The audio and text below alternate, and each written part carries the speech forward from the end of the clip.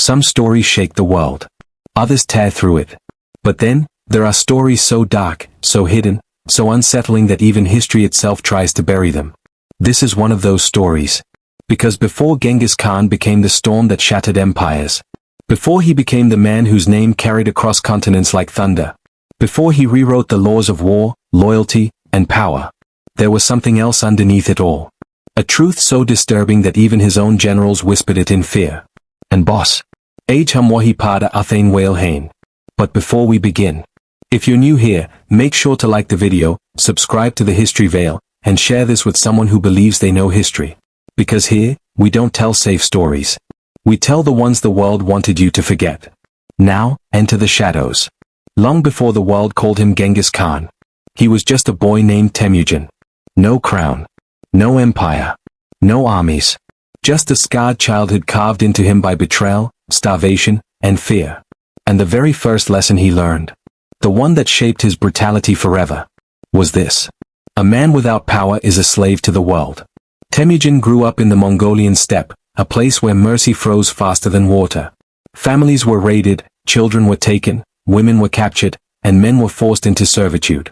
Slavery wasn't uncommon. It was the air people breathed. But Temujin's story with slavery didn't start as a conqueror. It started as a victim. His father was poisoned. His tribe abandoned him. His mother and siblings were left with nothing. No food, no shelter, no protection. And when a hungry Temujin tried to take fish from a river, a rival clan captured him and put a wooden collar around his neck. A heavy, suffocating punishment that turned him into a walking symbol of humiliation. He wasn't just enslaved. He was displayed. Guards laughed. Women pointed. Children mocked him. And every moment Temujin suffered inside that wooden trap, something inside him shifted. Not just anger. Not just revenge. Something colder. Something darker. Something permanent. The first time he tasted slavery is the moment he decided he would never taste fear again. But boss, the world had no idea what kind of fire they were lighting inside that boy. When Temujin eventually escaped, and he did escape, it wasn't just freedom he took back. It was purpose. And that purpose hardened into the rule that would define his entire empire. Break anyone before they break you. Years later, when he became Genghis Khan, the universal ruler, he looked at slavery not through pity, but through the eyes of someone who had once been crushed under someone else's boot. This is where the story most people know ends. And the story very few dare to tell begins. Because Genghis Khan didn't just free slaves. He didn't just abolish cruelty. He didn't just give the enslaved a place inside his army. He did something far more terrifying. He weaponized them. He turned broken men into soldiers who loved him more fiercely than their own tribes. He turned former slaves into elite warriors who would die for him without blinking. He turned loyalty into a currency stronger than blood. And the method he used to do this? That's where the darkness enters. Genghis Khan understood human psychology in a way kings and emperors never did. He knew a man who has lost everything is capable of anything. So he rebuilt these slaves from the ground up. Not with kindness. Not with comfort. With purpose. Identity. Status. Brotherhood. Fear. And above all, absolute dependency. He stripped away their past identities. Their clans, their loyalties, their old lives. Then he gave them a new one. The Khan's men. No tribe. No family. No bloodline. Just him. At his command. At his mercy. To his generals, this was genius. To his enemies, it was horrifying. But to the men who followed him, it was salvation. But boss, this transformation came with a cost. Because not all slaves he captured became loyal warriors. Some he used for labor. Some for information. Some for negotiations. And others? He tested. Pushed. Observed. Studied their breaking points. Learned how fear bends the human mind. Learned how far a desperate man can go. Learned what happens when a person is stripped of everything except the will to survive. These psychological experiments weren't written in official records. They were whispered in camps. Murmured by generals. Hinted by chroniclers. Hidden behind phrases like, "Those who failed him were dealt with." Some men were used for lessons. Those who disobeyed vanished. Everyone understood what that meant. No one dared to write it. And this was only the beginning. Because the way Genghis Khan treated the slaves who disappointed him, Shocked even the commanders who had followed him across half the world. Boss. The real nightmare starts in part 2. What he did next isn't written in history books for children. It's written in the margins of scrolls by men whose hands trembled as they carved the words. There's a dangerous moment in every ruler's life. A moment when power stops being a tool and becomes an appetite. Genghis Khan crossed that line early. It began quietly, almost invisibly. Not on the battlefield. Not during conquest. But inside the camps, around the fires. Where slaves, captives, and broken men were brought to him like offerings. To the world, they were prisoners. To Genghis, they were raw material. He believed something most rulers feared admitting. A man is never more useful than when he's at his lowest. And these men. Captured warriors, abandoned sons, runaway farmers, defeated soldiers. They were at the lowest point any human could reach. They had no tribe. No honor. No future. Nothing left to lose. And that's exactly when Genghis Khan found a use for them. First, he stripped away their past entirely. He made them remove their clan symbols. Break their old weapons. Burn their clothes. And stand bare under the open sky. As if the steppe itself was witnessing the death of their previous life. Then he did something brilliant and terrifying. He told them, "You belong to me now. Not as slaves, but as men reborn." For some, these words were salvation. For others, they were chains stronger than iron. Because once Genghis took their past, he gave them a new identity. One crafted in fear, loyalty, and dependence. These weren't ordinary soldiers anymore. They were his shadow men. The ones who did the tasks regular warriors would refuse. The ones he trusted for missions that needed silence instead of swords. The ones he used when he wanted information, or intimidation, or disappearance. And the deeper his empire grew, the deeper this system went. Boss. This is where even his generals began to whisper. They saw things that no military training could prepare them for. They saw captives being tested, again and again, to see how far the human spirit could stretch before it broke. Some tests were physical. Harsh winters. Blistering marches. Weight impossible to carry. Tasks no normal man could do. But the real tests? They were psychological. Genghis Khan wanted to know who obeyed without question. Who hesitated. Who lied. Who cried. Who cracked. And most importantly, who would break another man. Just to avoid being broken themselves. Because those were the ones he could forge into his most terrifying instruments. One chronicler wrote, Genghis Khan could read a man's fear as if it were written on his skin. And he used that fear like a sculptor uses clay. If a man broke too easily, he wasn't punished. He was dismissed. Sent to labor. Used for menial tasks. Until he faded into the background like a forgotten shadow. If a man resisted too much, he was removed entirely. No spectacle. No noise. Just, gone. A missing tent. An empty saddle. A whisper carried by the wind. But the ones in the middle. The ones who trembled yet obeyed. Who feared yet pushed through. Who cried yet kept moving. Those became his favorite tools. They became the foundation of his Karacheya. The black men. The invisible hands that carried out duties. Too dark for official record. They spied. They scouted. They sabotaged. They punished. They extracted information. They enforced silence. And they were loyal. Not because Genghis was kind, but because he understood something horrifying about human psychology. If you break a man just enough to shatter his past, but leave him enough hope to depend on you, he will serve you with a devotion stronger than love. His generals knew this. They saw how these shattered men looked at Genghis, not with admiration, not with fear alone, but with something far more disturbing. Complete psychological surrender. It frightened even the men who led armies. Because these weren't soldiers following orders. These were men who believed Genghis Khan was the only thing keeping them alive. The only identity they had left. The only anchor in a life stripped bare. And boss. Yeah, whoa moment tha. Jab Genghis Khan's empire became unstoppable. Because a regular army fights with weapons. His army fought with purpose. His shadow men fought with desperation. And desperate men. Do not retreat. Do not hesitate. Do not question. But Genghis Khan didn't stop there. Once he learned how to control broken men, he realized he could use them as a mirror. To control his generals too. He made sure the commanders knew. If these shattered slaves could die for him, then so could they. a general who hesitated, was shown what loyalty looked like.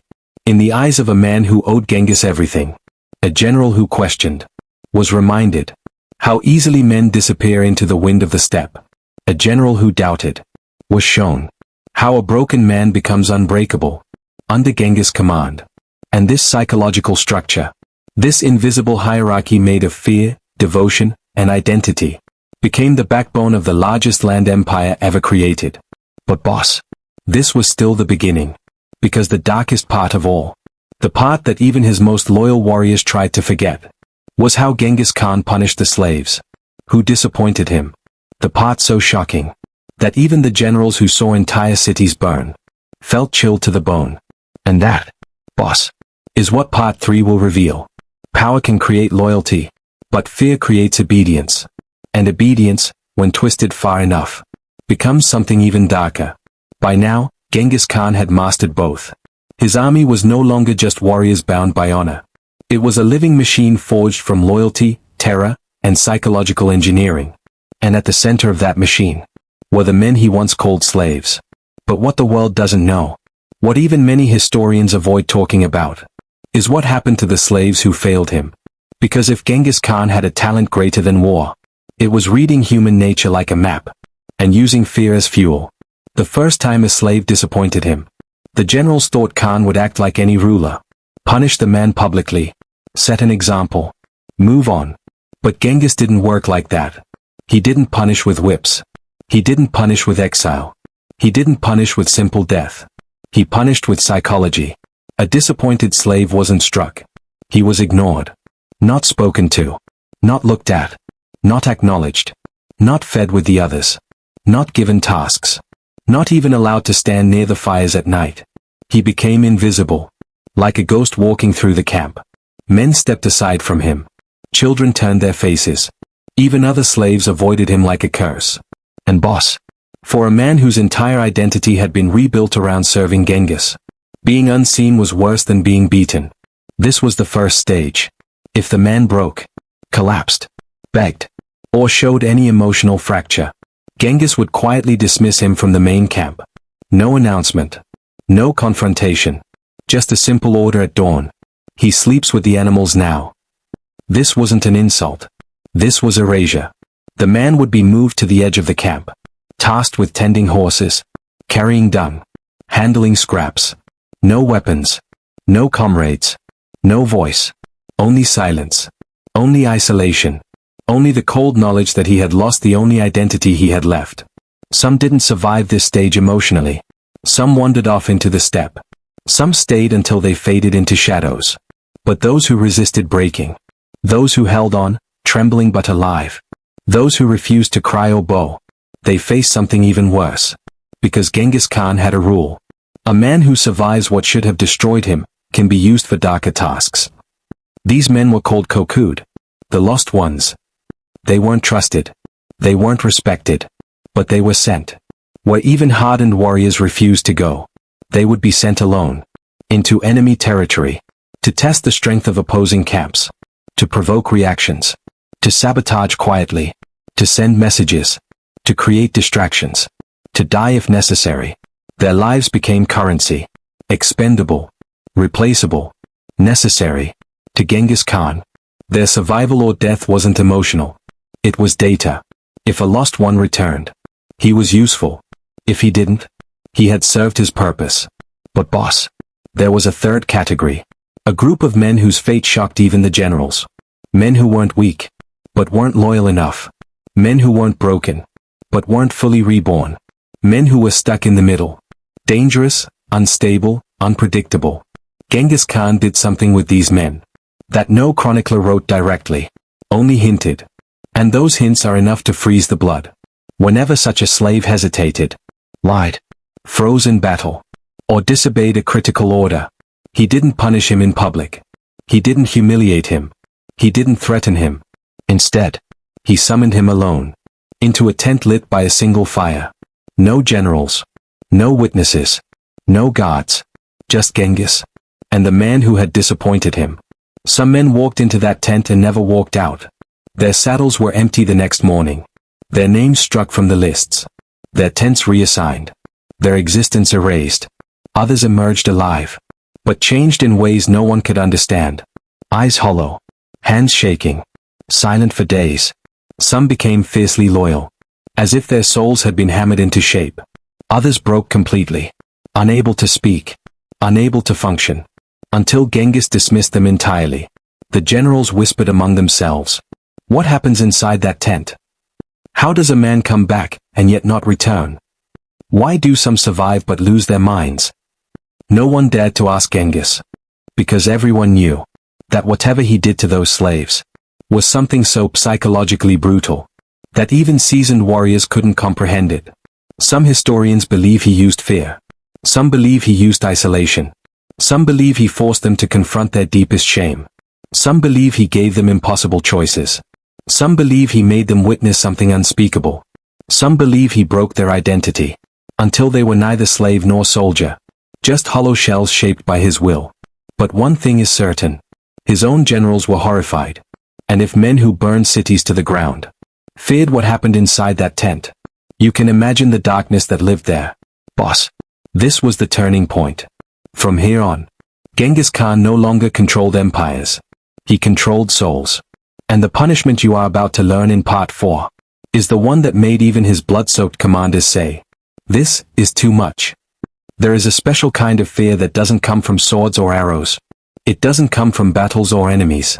It comes from a man who has the power to decide what part of you lives, and what part of you dies while you're still breathing. By the time Genghis Khan reached the height of his power, that fear spread through his camp like smoke, because the slaves who disappointed him weren't just punished. They were studied. What Genghis did to them wasn't violence. It was something far colder, far more deliberate, far more terrifying. It began with silence, but it ended with something far beyond silence. Because some men he didn't ignore. Some men he didn't send away. Some men he didn't erase. Some men he used. The generals first noticed it during a winter campaign. A young slave had frozen during a critical moment. A hesitation. Barely a heartbeat. But in the Mongol world, a heartbeat could mean the difference between a city conquered or a city lost. The slave didn't run. He didn't betray. He simply froze. And that was enough.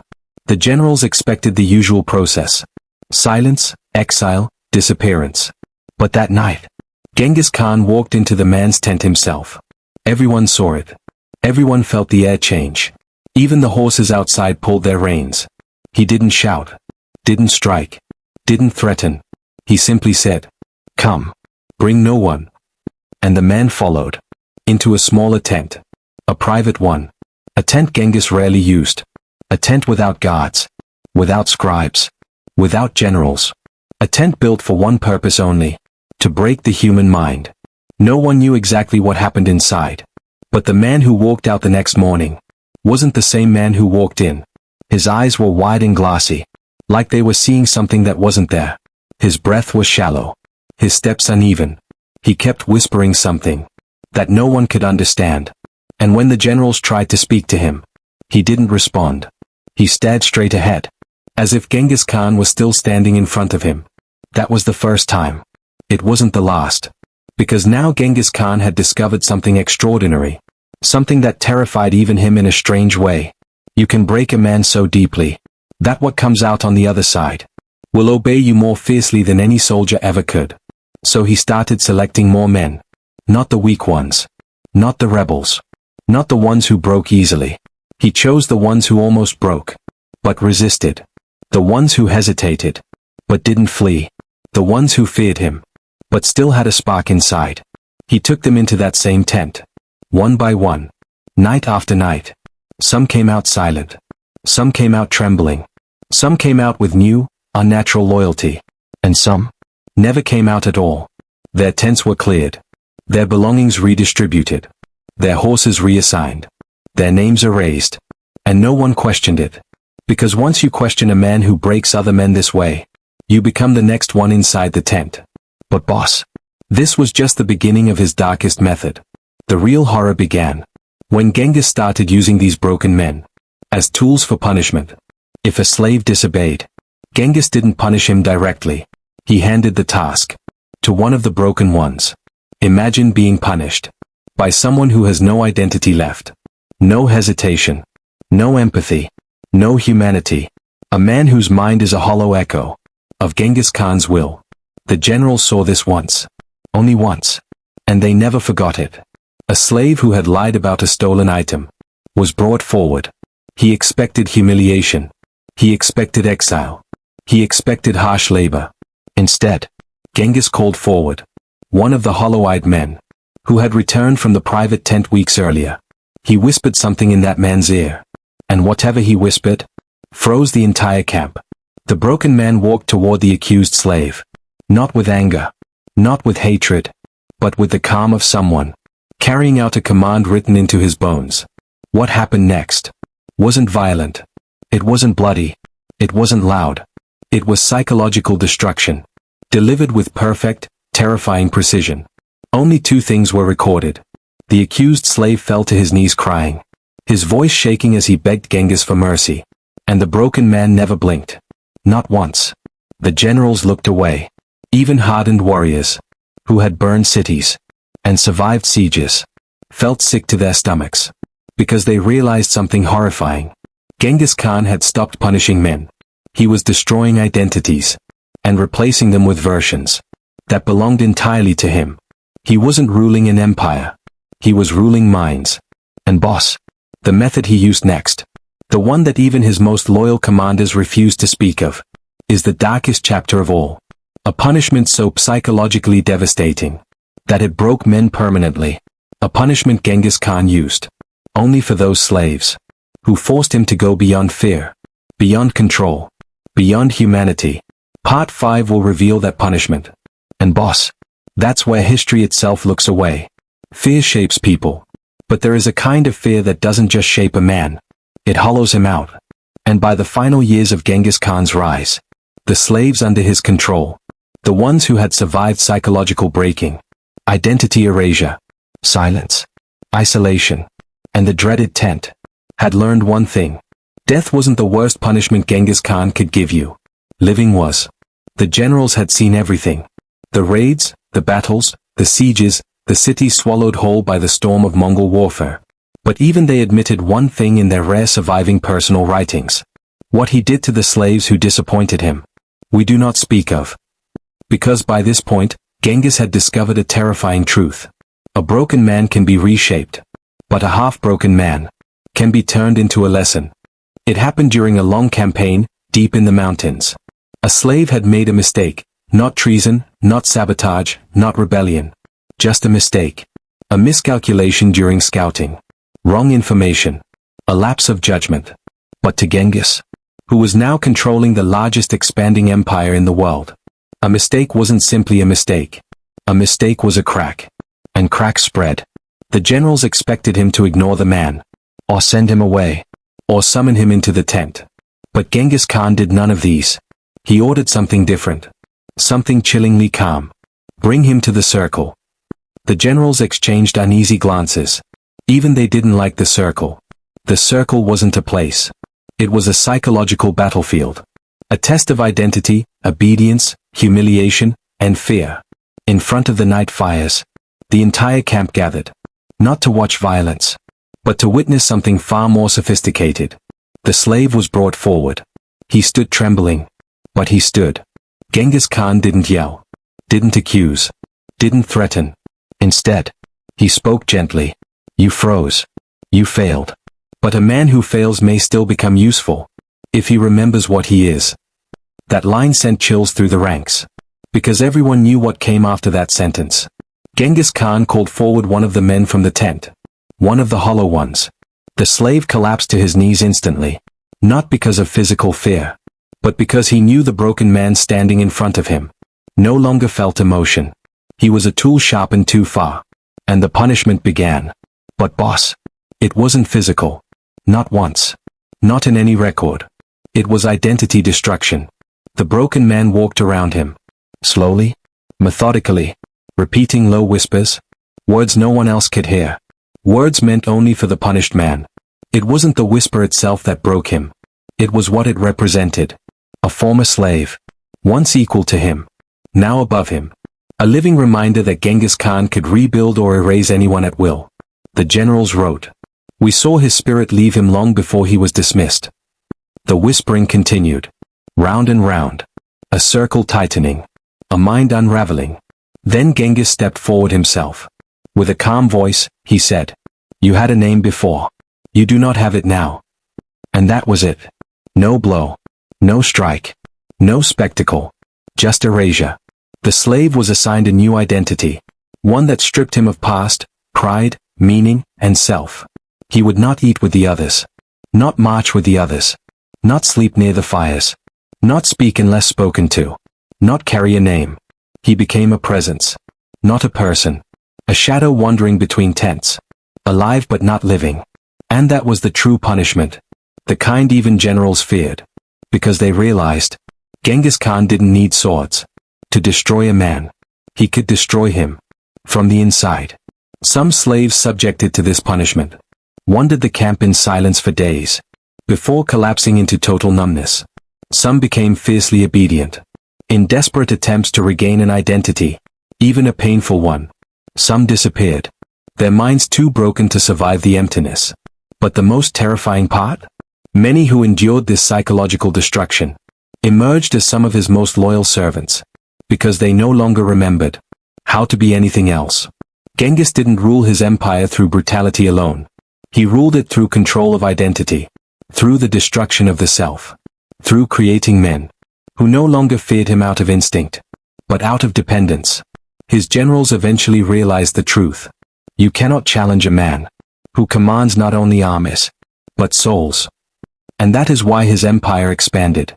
Faster, harder, and more violently than any empire before it. Not because his soldiers were strong, but because they were psychologically forged. In a furnace hotter than war itself. The world remembers his conquests, his victories, his battles. But the one thing history speaks of only in whispers, is what he did to the men who failed him. Not killing them, not torturing them, not beating them. He erased them. And to this day, the scariest part of his story is not the cities he burned, or the kingdoms he crushed. It's the fact that Genghis Khan learned how to break a man without ever touching him. That was his real power. That was his real terror. And that is the part of history that refuses to die.